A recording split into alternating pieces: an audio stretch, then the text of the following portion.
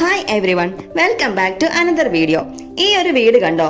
എത്ര മനോഹരമായിട്ടാണല്ലേ ആ ആൽച്ചെടി അവിടെ വളർന്നു വരുന്നത്. ഇങ്ങനത്തെ കാഴ്ചകൾ നമ്മൾ പലയിടത്തും കാണാറുണ്ട്.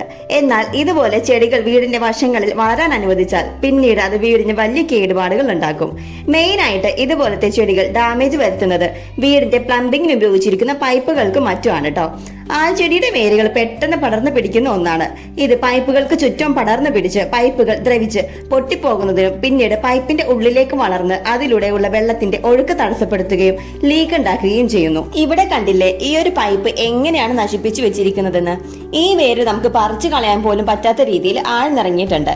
ഇവിടെ വേര് കയറി ഇവിടുത്തെ ടീ പൊട്ടിപ്പോയിട്ടുണ്ട്. കണ്ടില്ലേ ഈ ഒരു ഭാഗത്ത് വേര് ആഴ്ന്നിറങ്ങി എങ്ങനെയാണ് ഈ ഒരു പൈപ്പ് നശിപ്പിച്ചു വെച്ചിരിക്കുന്നതെന്ന്. ഇതിന്റെ ആ ഒരു ജോയിന്റ് പൊട്ടിയിട്ടുണ്ട് കേട്ടോ. ആ ഒരു ടീ നമുക്കിനി മാറണം. വേര് ആഴ്ത്തി പിടിച്ചിരിക്കുന്ന കൊണ്ട് ഇത് വലിച്ചാലൊന്നും പോരില്ല കേട്ടോ. നമുക്ക് ഇത്രയും ഭാഗം ഒന്ന് പൊളിച്ചു കളയേണ്ടി വരും. അപ്പോൾ നമ്മൾ ഇവിടെ കുറച്ച് ഭാഗം പൊളിച്ചു കളഞ്ഞിട്ടുണ്ട് കേട്ടോ. ഇനി പുതിയ പൈപ്പൊക്കെ ഇട്ട് നമുക്ക് റീപ്ലേസ് ചെയ്തെടുക്കാം. അപ്പോൾ നമ്മുടെ വർക്ക് കംപ്ലീറ്റ് ആയിട്ടുണ്ട്. താഴ്ഭാഗത്ത് ഏകദേശം ഇത്രയും ഭാഗം നമ്മൾ റീപ്ലേസ് ചെയ്തിട്ടുണ്ട്. അതുപോലെ മുകളിലാണെങ്കിലും ഈ ഒരു ഭാഗം പുതിയ ടീയൊക്കെ അടിച്ച് ജോയിന്റ് ഒക്കെ സെറ്റ് ചെയ്ത് അടിപൊളിയാക്കിയിട്ടുണ്ട്. ആൽ പോലത്തെ ചെടികളുടെ വിത്തുകൾ പക്ഷികളും മറ്റുമാണ് നമ്മുടെ വീടിന്റെ വശങ്ങളിലേക്ക് കൊണ്ടിടുന്നത്.